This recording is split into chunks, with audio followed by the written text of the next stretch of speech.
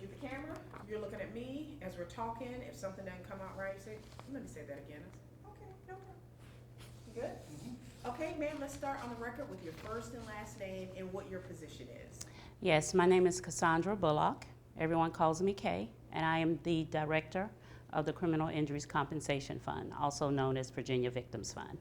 Some people may not know what that is and who you are. They go like, what is that? Is it a nonprofit? Is it a state agency? Like, what exactly is that? Well, the Virginia Victims Fund is a state program. It is administered by the Virginia Workers' Compensation Commission. We have been in existence here since 1977, and this year we are actually celebrating our 45th anniversary. And we are a state program that help crime victims with out-of-pocket expenses as a result of the crime event. Wow. And so in 45 years, you guys have seen a lot and probably helped so many families. How is it funded? How is the fund funded?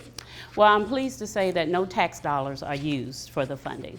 We are funded through court fines, restitution from convicted offenders, federal grants, and private donations. Because I've heard people in court talk about restitution and always wonder, you wonder like, do they ever pay that money? Whatever happens, when somebody's convicted of a crime and the judge says, you gotta pay back the $50,000 or whatever. So it does happen. People do get the restitution. Yes, they do get the restitution back. We have a restitution and recovery team, and their sole job is to ensure that the restitution is collected from the offenders. We don't always get the money right away, but they are very diligent in doing so, and they also look for crime victims to whom unclaimed restitution is owed as well. In 2018, that task was added to our work here at Virginia Victims Fund, and we've located many victims across the Commonwealth and outside of Virginia that did not receive restitution from the courts. And what, I guess generally speaking, what's that reaction like to find someone that's owed this money after they've gone through this whatever crime? What's been the experience? Well, the experience has been mixed because we recognize the impact that crime has on individuals and on the society as a whole. But many times they're very pleased because they either were waiting for those funds or it helps to close out a chapter in their life. What now, as far as the eligibility, who's eligible to receive the payments through this program? Yes, any person is eligible who has suffered a physical injury as a result of crime, or has been stalked or suffered an emotional injury as a result of a felony. There are some requirements under the code section that they must meet. They cannot be involved in a criminal activity at the time of the crime. They must cooperate with law enforcement and prosecution efforts. The crime must have occurred in Virginia, and they must report the crime within 5 days unless good cause is noted. For example, like if they are in the hospital and they Exactly. haven't been able to. Exactly. If they're in the hospital and they are not able to file an application or report the crime, they have an opportunity just to provide us with a note saying, I was in the hospital. But also crime victims have up to 1 year after the crime event to also file a claim with us with just cause. Now, is this for the person that's a victim of a crime? Maybe they got injured and they're still living. What if you're the family member of a person that was like murdered or something, but now it's on you to take care of all these things surrounding that, but it was just kind of thrust upon you. Does that qualify? Or? Yes, individuals who are direct relatives, children, grandchildren, they are eligible as well for compensation to file an application for consideration. And does the what does the process entail? Like, does that mean like you fill out a paper, you show what your expenses are, or I need the money for like counseling because my 5-year-old kid saw their dad, get murdered, or like what are some of the details? Well, first we start with an application. After the crime event, they are able to file an application. They can download the application from our website. They can contact the office and we can mail an application to them, or they can work with their local victim witness program in order to file an application. And once the application is filed, it goes through an eligibility process within our office to deem that the applicant is eligible for compensation. If they are eligible, there's whatever the request is for those expenses, we must have supporting documentation for those requests as long as they qualify under the fund. And also, not all crimes qualify. So we have a full listing of crimes under the code section that actually qualify for consideration. Now, for example, if I'm a family member and something happens to my brother and he is a caregiver for my 5-year-old niece who now is fatherless and doesn't have a parent, I could then, on the behalf of this 5-year-old, do the application and say like, hey, she's gonna need counseling.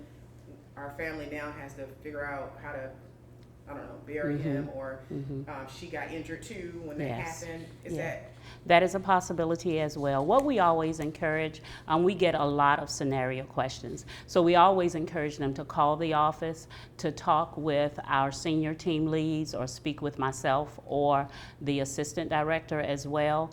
But we always encourage individuals to fill out an application with us. Are you able to maybe kind of encapsulate the impact that you think this program has had on families in, the last 45 years? What do you feel like the impact has been? Well, in 2010, we adopted a reporting system. And since 2010, even though we've been in existence well long before then, since 1977, we've had over 80,000 claims filed with the Criminal Injuries Compensation Fund.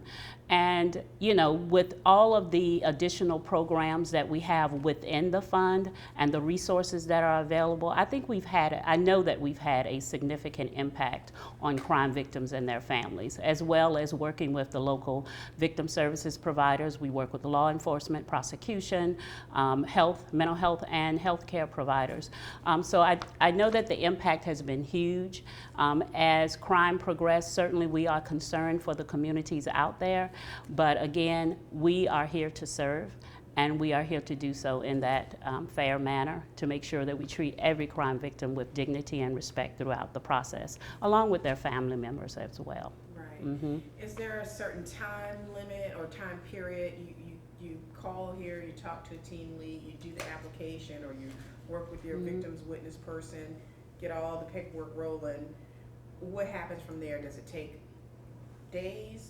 Couple months? Is there a time frame that you try to strive for? Well, the process varies.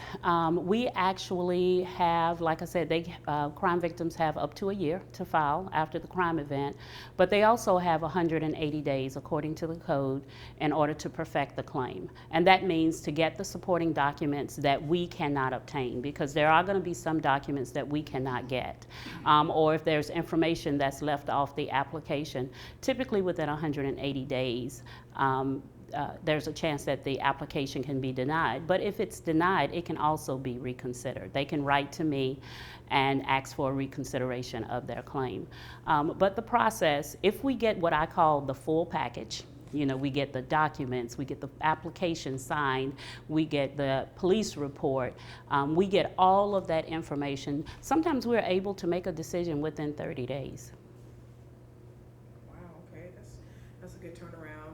Especially for families that are just thrust into their whole world changing in a matter of, I saw you today, tomorrow, now our whole family has to figure out not only going through the grieving process, but now I'm like, how do we bury you? How do we do, like, your whole world just shifts. So that 30 days seems pretty timely for people to get some assistance. And just to have the financial load lifted, I'm sure it's still very, very difficult for them because of just the magnitude of the loss, but does it help lifting the financial burden? are you hearing from them that at least that's something helpful for them? Yes. Now, when I say the turnaround time is 30 days, I'm speaking in terms of determining eligibility. Sometimes we are successful and we can make awards, at least process the award, I should say, within that time period. And then it takes 30 days, up to 30 days, for them to receive the funds. But yes, we do get testimonials from families thanking us for our service, thanking us for being able to pay for their child's funeral or the individual's services or the lost wages, thanking us. So we do get some, pretty satisfied individuals that we have to help during a very traumatic time. And it's always a blessing for us because it reminds us why we are here. And I know each situation is different, so the monetary amounts, it probably varies, right? From Yes. what you need, maybe somebody that needs counseling, that amount given is different from somebody that needs, I gotta pay for a burial, I gotta pay Yes. for medical, all that. How does that work? Well, we have statutes established in the code in terms of the max cap that we can pay. The maximum cap of a claim is $35,000.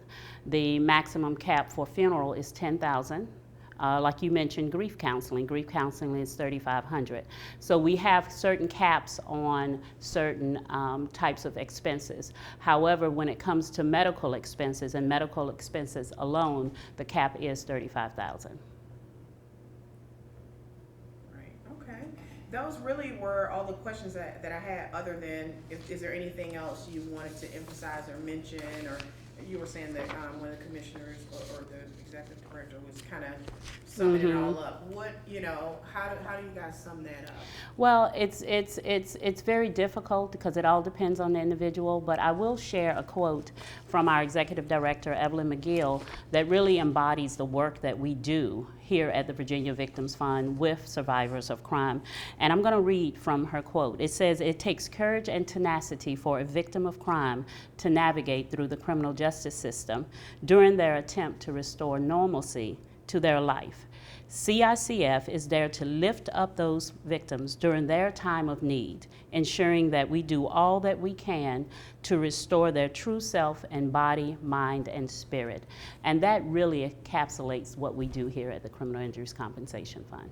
And then to do that for 45 years, and I imagine, gosh, with the way things are going, I guess you guys kind of are going to always be around. I mean, just standing on the edge of what we're standing on now, I just feel like we're just inundated with stories, and 4 people shot and killed last night in this many, this in Petersburg.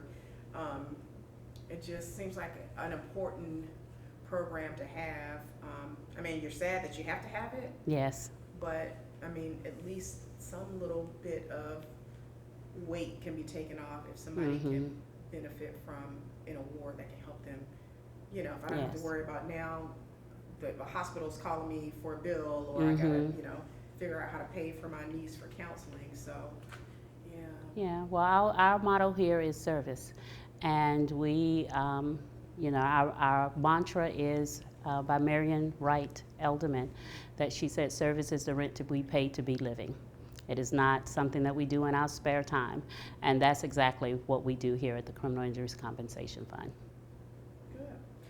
Do you think I missed anything? You did. I have one question, and you'll be Shelby. Okay. How long have you worked here? I've been here since 2018, but I've been in the victim services world for almost 30 years. Okay.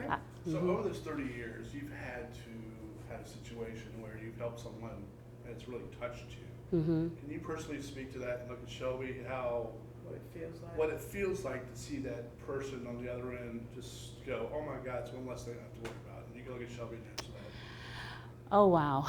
That has happened numerous times. And it brings tears of joy.